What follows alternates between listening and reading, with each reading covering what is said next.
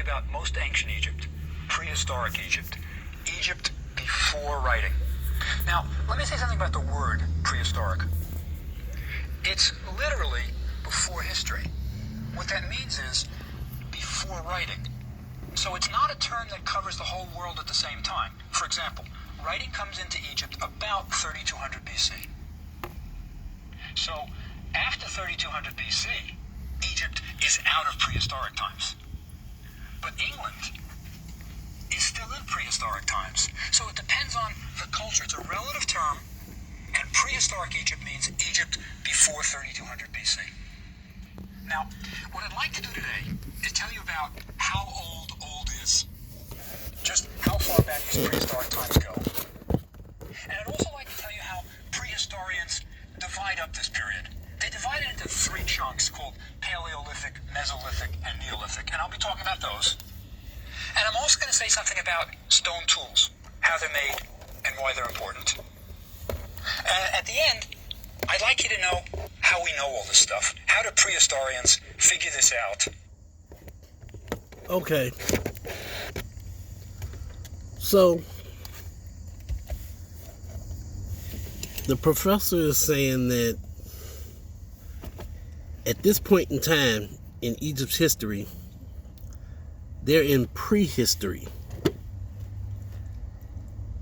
compared to England. They're more advanced. I don't know. I don't know any other way to say it. Egypt, Africa, was more advanced at that particular time in history than England. They had more going on. But that don't give them the right to go coming over there, stealing everything they can get their hands on. Just ain't right. So, let's see what he got to say today. If they don't have any written documents. So let's start with how old is old. Now, the study of prehistory is fairly recent. Before we really got into scientific prehistory, there was just the Bible. And people were using the Bible to try to figure out how far back time went. In the 17th century, the Bishop of Usher, using the Bible, figuring out from generations the begat so-and-so, begat so-and-so, begat so-and-so, working backwards, figured out that the world began in 4004 BC. Not approximately, that's when. 4004 BC. That was his calculation. Okay. And you could actually buy, in the 17th century, the authorized Bible, which had in the margin, right by Genesis, when it's talking about everything beginning, in the margin it says 4004 BC. So that was when the world began. Now, a later colleague of the Bishop of Usher went further, and he did some fine-tuning of the calculation. Agreeing with 4004 BC, he said it was October 23rd at about 9 in the morning. Wow. That's when the Lord decided to do it all, right? So that's how far prehistory went back in the 17th century. And, you know, the Bishop of Usher wasn't the only one who believed that. Isaac Newton, the great physicist, great mathematician, inventor of calculus, right? Inventor of calculus, Isaac Newton, in his spare time, tried to work out the chronology of ancient Egypt. He wrote a book on the chronology of ancient Egypt. And remember the first lecture where I was talking about how Egypt is a wonderful escapism? That's when Newton was using it. When he got tired of calculations, he would figure out Egyptian chronology. And in his book, Newton says the Egyptians were really brash. They traced their history back far too far, past 4004 BC. So Newton also agreed that prehistory didn't go back all that far. Now, the real scientific study of prehistory begins in the year 1859. Two things happen, and it's an interesting story. The first is that a few antiquarians, men interested in the old world, started excavating in England. And what they found were stone tools Stone Age tools, and next to the Stone Age tools were the bones of extinct animals. And they started publishing their findings. And they realized that extinct animals probably went back further than 4004 BC. What? So they were suggesting, because of the combination of the stone tools and extinct animals, that history maybe went back further than the Bishop of Usher thought. That's the first event that happens in 1859. The second event is the publication of one of the most important books in the history of the world, Darwin's Origin of the Species. Darwin suggested that we are the products of evolution. Yeah, right.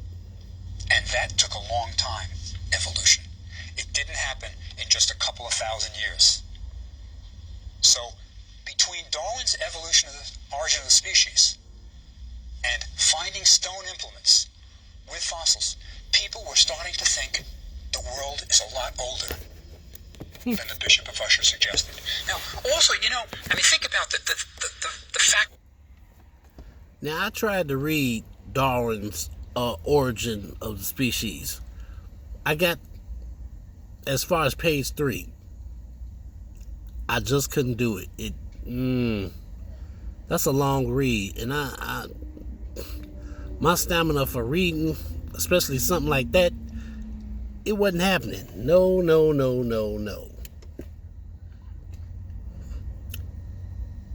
Usually, from what I'm told,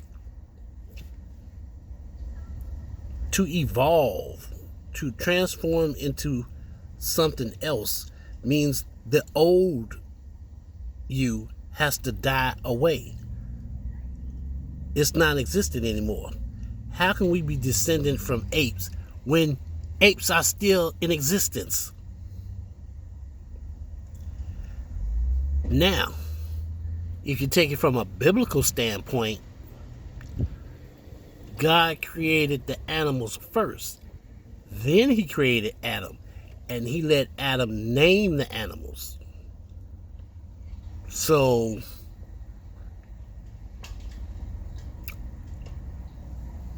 assuming there's a supreme being, which I do believe there is a supreme being, I'm going to go with that theory rather than Darwin. God created the earth, he created the seas, he created the land, heavens, he created animals, and then he created mankind. Apes and mankind share the same earth. That's as far as it goes. We are not the same creatures. We are similar. A fish can swim in the water better than a human being, but that doesn't mean that a human being cannot swim. So, that's garbage. That's garbage. Straight garbage. I don't subscribe to that. But, let's get back to the professor. There's an evolution. What Darwin was talking about, what makes us special, right? For example, our eyes are placed in such a way that they're on the same plane, right? We're not like fish. And we have stereoscopic vision. We can see things in depth. What that means is our sight becomes more important than our sense of smell. Other factors that take place throughout evolution are opposable thumb. We have fine motor skills. We can move for little fine-tuning of things. We can build tools. We can make things. So the opposable thumb is also an important thing that Darwin talks about. Our teeth evolved. We don't have teeth just like apes. We have molars, for example. Good for grinding grains, rather than in canine teeth for ripping, right? So all of these evolutionary things took a long time. History had to go back much further. Now, how much further? Well, first, in geological times, the current estimate for the origin of the world, Earth, is 4.5 billion years. So the bishop was off by a few. But what about man? How far do we go back?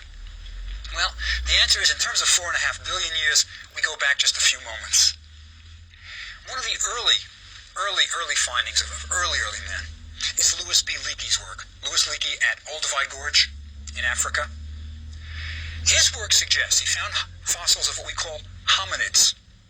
Hominids are human-like men, right? They're fossils, but they're not, that look like men, but they're not quite us yet. His work suggests about 1.75 million years. That's how far back he pushed it. And some people are pushing it back even a little further. The envelope right now seems to be about 2 million years, maybe, that hominids appear, right? So it's back a long ways. Now, this is a very long, very, very long period of time to deal with, right? 1.75 years. How do you cover the history of that? Well, prehistorians divide up prehistory into 3 big manageable chunks, right? There's the Paleolithic, Mesolithic, and Neolithic, right? 3 big chunks. And we're going to talk about each of those. But let me give you a little bit of definition. Paleolithic, right? Again, most of it comes from the Greek. Paleo, of course, is old. Lithos is stone. So that's the Old Stone Age. Now, what characterizes the Old Stone Age is that man during this period is a hunter and gatherer. There is no domesticated animals. There is no raising of crops. He is hunting and gathering. That is the characteristic of Paleolithic. Now let me jump to Neolithic. Neolithic is when finally we get domestication of animals and the raising of crops. The New Stone Age. Then, the Mesolithic is what's left, and it's, of course, in the middle. It's the Middle Stone Age, and that's the transition period. That's when we go from hunter-gatherer, and there's this sliding in, and it's a gradual sliding in. That's when we go to raising crops and animals. Now, Okay.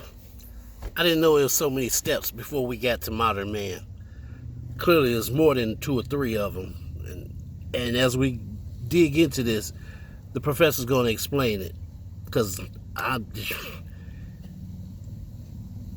I've covered this section. Well, I shouldn't say I covered this section, but I've listened to this section before. But sometimes when you hear or see things a second time, you pick up on stuff you didn't see before. So, I don't know. It's interesting, very interesting. It's worth exploring. And on that note, I'll talk to you guys later.